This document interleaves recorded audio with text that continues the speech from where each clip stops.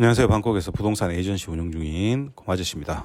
제가 어제 베트남에서 돌아와서 잠결에 녹음을 했습니다만 아침에 편집을 하다 보니까 짧게 해도 한 30분이 넘게 나오더라고요. 그러면 여러분들이 듣기가 굉장히 싫기 때문에 제가 오늘부터 시작해서 이걸 시리즈로 만들어서 업로드를 해 드리도록 하겠습니다. 자, 오늘부터 이제 말씀드릴 내용이 뭐냐면 이민에 대해서입니다. 제가 조심스럽게 이 얘기를 할 수밖에 없는 게 저는 이민에 대한 전문가가 아니지 않습니까? 자, 그런데 제 직업이 이제 부동산이다 보니까 요 이민에 대해서 많은 상담을 하게 됩니다. 그러다 보니까 여기에 대해서 많이 연구도 하게 되고요.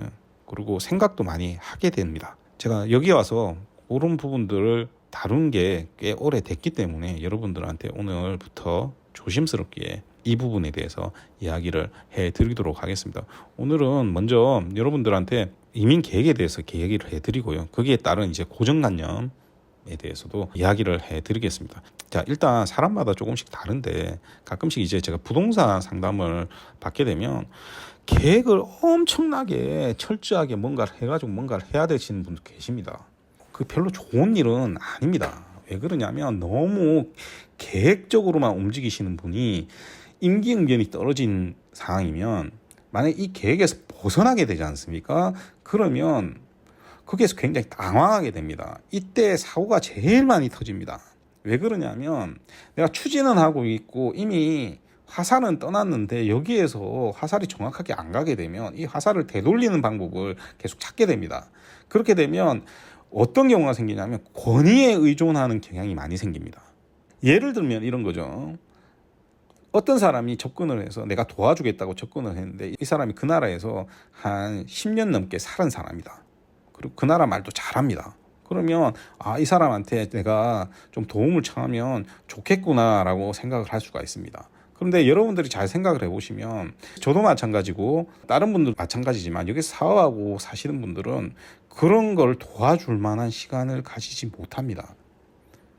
그러면 실질적으로 그분이 뭘 하고 계시는 분인지를 봐야 되고요. 뭘 하고 있다라고 하더라도 그 사람이 여러분들이 지금 필요한 걸 도와줄 수 있는 사람인지 정확하게 확인을 해야 됩니다. 그런데 예를 들어서 내가 아무런 조건도 없이 도와주겠다라고 하면 그거는 조금 의심을 해 봐야 되는 겁니다. 여러분들이 역으로 생각을 해서 내가 여기에 오래 사는 사람인데 어떤 사람이 있다고 해서 그 사람한테 아무런 대가 없이 뭔가를 해주지 않습니다. 제가 그래서 여러분들한테 얘기해드리고 싶은 건 뭐냐면 여러분들이 계획을 짤 때 되도록이면 전문가 집단이 있으면 미리 전문가 집단들하고 같이 계획을 짜는 게 훨씬 좋습니다. 그게 비용이 들더라도 그렇게 하는 게 훨씬 좋죠.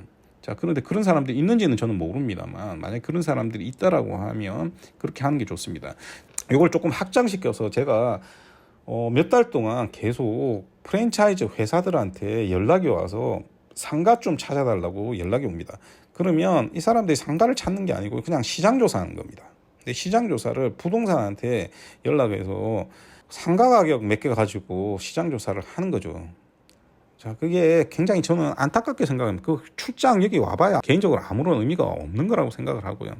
제가 왜 이 얘기를 하냐면 제가 1월, 2월에 일주일에 거의 2통씩 연락을 받았습니다. 그때 제가 블로그에다가 써놨죠. 이렇게 하실 분들만 연락을 하라고 써놓으니까 아무도 연락 안 옵니다. 즉 제가 생각했던 거하고 똑같은 겁니다. 결정권도 없는 사람들이 시장 조사한다고 막 찔러보고 있는 상황입니다. 그래가지고 정확한 시장조사 안 됩니다. 주먹구구식으로 그렇게 하니까 여기 와서 대부분 다 실패하는 겁니다. 여기 태국에 한국 프랜차이즈 업체들이 들어와서 성공한 경우가 몇 개나 된다고 생각합니까? 거의 없습니다. 그래서 이 방송 프랜차이즈 업체 사장님이 듣고 계시면 그 사장님이 하실 일은 뭐냐면요. 그런 시장조사 같은 것들을 대행해주고 하는 업체들이 있지 않습니까? 뭐 글로벌한 업체들도 있고 작은 업체들도 있고 그런 업체들이 있습니다. 그런 업체들한테 정확하게 비용을 지불하고 여러분들이 접근을 하는 게 훨씬 더 나중에 비용을 덜 들이고 시행착오를 안 하는 길입니다. 그런데 한국의 데스크에 앉아가지고 저 같은 사람들한테 전화 몇 통 걸어가지고 뭘 알아본다? 굉장히 잘못된 경우입니다. 그래서 제가 써놨지 않습니까? 전부 다 확인해서 얼마짜리 어떤 면적에 어떤 어떤 형태의 상가할 건지 정확하게 정해서 저한테 알려주면 내가 찾아주겠다라고 얘기를 하는 겁니다. 저는 부동산 업자니까 상가만 찾아주면 되는 거지. 그거 이곳 가서 알아보고 저곳 가서 알아보고. 그거는 저희들이 할 일이 아닙니다. 그래서 제가 써놨습니다. 저한테 그런 거 맡기려면 제가 잘하는지는 모르겠는데 컨설팅 비용 지불하고 하시라고 하니까 그 뒤로 연락 한 명도 안 옵니다. 이런 식이니까 오셔서 대부분 다 실패하는 겁니다. 자, 여러분들 태국에 오시면 한국 치킨 프랜차이즈 중에서 제일 성공한 게 어떤 회사입니까? 본촌 치킨입니다. 한국에서 들어본 적도 없으실 겁니다. 이 본촌 치킨이 제가 알기로 부산에서 시작해서 미국에서 성공을 해서 그리고 필리핀, 태국으로 진출한 기업체입니다. 자, 그런데 가서 본촌 치킨 먹어보시면 한국 치킨 먹던 사람들이 맛있다라고 생각을 별로 안 할 겁니다. 그런데 거기 보시면 순두부찌개에 치킨 시켜서 밥하고 같이 먹습니다. 문화를 팔고 있는 거죠. 그리고 현지인 입맛에 음식을 맞춘 겁니다. 일반인들도 마찬가지입니다. 제가 이민 상담 받으면서 식당 하시겠다라고 하신 분들 많이 상담을 해드린 적이 있는데 정말 제가 최고로 황당하게 들었던 게 칼국수집 하겠다라는 분입니다. 자기가 칼국수 잘 만들기 때문에 칼국수집 하겠다라고 얘기를 하는데 그거는 가족들 그리고 주변에 있는 사람들이 맛있다라고 하는 거지 객관적으로 맛있다라고 하는 게 아니지 않습니까? 거기다가 여러분들 중에서 태국에 오셔가지고 태국 국수를 오래 먹고 사신 분이라면 한국 칼국수가 여기 와갖고 성공할 수 있는지 생각을 해보시면 아예 그럴 가능성이 없다라는 걸 아실 겁니다. 왜냐하면 다른 분야도 아니고 식당에 한국 사람들한테만 팔아가지고 먹고 살겠다라고 하시면 한계가 너무나 분명해지는 겁니다. 한국 사람들한테 팔아서 먹고 살 수 있는 지역은 거의 코리안타운 정도가 거의 유일합니다. 나머지 지역에서 성공한 식당들 대부분 보시면 태국 손님 비중이 한국 손님 비중보다 월등하게 많은 식당들입니다. 그럼 그 사람들한테 맞춰서 뭔가를 제공을 해야 되는 거지 내가 내 경험에 맞춰서 뭔가를 생각하면 안 되는 겁니다. 고정관념도 버려야 되고요. 계획을 짜실 때 내가 생각하고 있는 경험에 맞춰서 계획을 짜시면 굉장히 위험한 생각이다. 이렇게 말씀을 드릴 수가 있습니다. 왜 그러냐면 여기 임대료나 이런 것들이 한국보다 쌀 거라고 생각을 하지 않습니까? 안 그렇습니다. 제가 다음에 물가 얘기할 때 말씀드리겠지만 물가만 해도 여기 여러분들 좋아하시는 통로에서 어지간한 식당 가서 점심 먹잖아요. 강남에 가격 나옵니다. 통로에서 위치가 꽤 괜찮은 테라 같은 콘도에 100스퀘어미터 그러니까 한국으로 치면 실평수가 한 30평 정도 됩니다. 그럼 분양 면적으로 따지면 한 40평 정도 되죠. 그 정도 집 구하시려고 하면요. 임대료가 10만 바 이상 나옵니다. 10만 바 이상이면요. 370만 원 이상 나오겠죠. 뭐 생활비 이런 거 다 치면요. 돈이 얼마나 드는지 한번 상상을 해보시면 됩니다. 요 물가 부분은 다음에 한번 더 이야기를 드리고요. 오늘 중요하게 생각하는 건 또 뭐냐 하면 여러분들이 여기에서 적응을 하시려고 하면 고정관념을 버리셔야 됩니다. 이 나라 사람들하고 동화돼서 살아야 됩니다. 그게 태국이든 베트남이든 어디든 전부 다 문화가 다릅니다.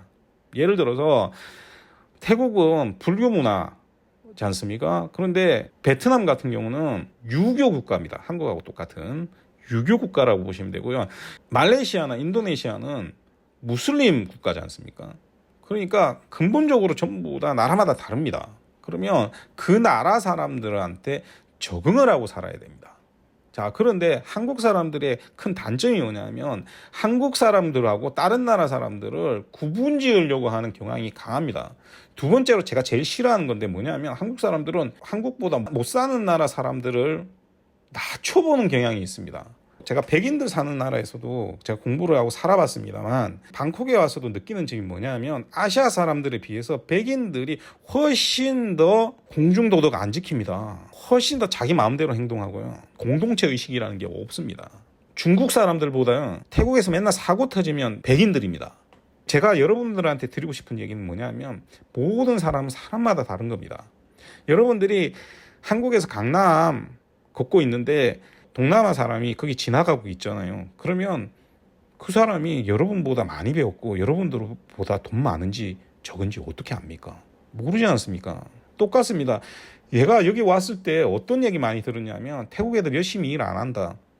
태국 애들 지저분하다. 이런 얘기 되게 많이 들었거든요. 근데 제가 여기 와서 딱 느낀 점이 뭐냐면 물 쓰는데 문제가 없으면요 훨씬 많이 씻습니다. 왜 그러냐면 더운 나라이기 때문에 훨씬 위생에 청결한 경우가 굉장히 많습니다. 태국 사람들이 달리 물 먹을 때 스트롱 전부 다 넣어갖고 먹겠습니까? 태국 사람들 물 먹을 때 전부 다 스트롱 넣어갖고 먹습니다. 물론 저는 스트롱 사용하는 게 싫어하기 때문에 그냥 마십니다만 제가 아는 한 사람마다 다른 거지 어느 나라 사람은 못 사니까 이 사람들은 이럴 것이라는 거는 버리셔야 됩니다. 제가 한국에서도 오래 일했었고요. 제가 여기에서 산 것보다 한국에 훨씬 많이 살았기 때문에 한국 사람들을 훨씬 많이 알겠죠. 제가 일도 한국 사람들하고 훨씬 많이 일을 해봤을 거 아닙니까? 제가 살면서 일하면서 만난 사람 중에 제일 똑똑한 사람이 어느 나라 사람이냐 물어보면요. 태국 사람입니다. 제가 제 거래처가 건설사도 있고 또 에이전시도 있지 않습니까? 이 건설사나 에이전시 매니저나 에이전시 사장이나 이런 사람들 보면요. 이 사람들 중에서 성공한 사람들 그리고 잘 나가는 사람들은 전부 다 한국 사람들만큼 일합니다. 밤늦게까지 일하고요. 전화 통화하기도 힘듭니다. 그런데 동남아 국가 태국도 마찬가지지만 임금이 낮지 않습니까? 최저임금으로 고용을 하고 있다라고 하면 그 최저임금을 받는 사람이 내가 돈 받는 것보다 더 열심히 일해야 할 이유가 있습니까? 없습니까? 거기에 이유가 있는 겁니다. 한국도 마찬가지죠. 한국도 월급 작은데 일하는 사람한테 이거 시키고 저거 시키면 일 안 하죠. 똑같은 겁니다. 그래서 제일 중요한 게 뭐냐면 이렇게 구분을 짓게 되면 잘못하면 그게 차별이 만들어집니다. 인종 차별을 하는데 보통 보면 본인들이 인종을 차별하는지도 잘 모르는 것 같아요. 여기에서 동화돼서 살려고 하면 나랑 이 사람들이 전부 다 동등하다는 생각을 가지지 않으면 안 됩니다. 그게 맞는 거고요. 저 아프리카에 가서 살아도 그 아프리카에 있는 사람하고 나는 동등한 사람입니다.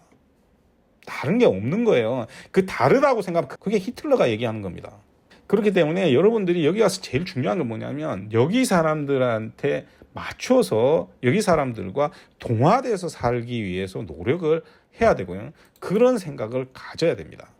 자, 그래서 여러분들이 중요한 게 뭐냐면 여기에 오실 때는 여러분들이 가지고 있는 경험적인 고정관념도 버려야 되고요. 계획을 짜실 때는 비용이 들더라도 정확하게 전문가 집단하고 얘기를 해서 여러분들이 계획을 짜시는 게 더 좋습니다. 제가 솔직히 얘기해서 여러분들이 이민에 대해서 저한테 물어보면 제가 해드릴 수 있는 이 내용 정도가 이 정도입니다. 그래서 오늘부터 시작해서 제가 이걸 계속 시리즈로 올릴 건데 이 얘기는 그냥 제가 알고 있는 부분에 대해서 여러분들한테 해드리는 정도입니다. 제가 느끼고 여기에서 경험했고 그리고 제가 개인적으로 힘들고 경험했던 부분까지 여러분들한테 전부 다 얘기를 해드릴 계획입니다.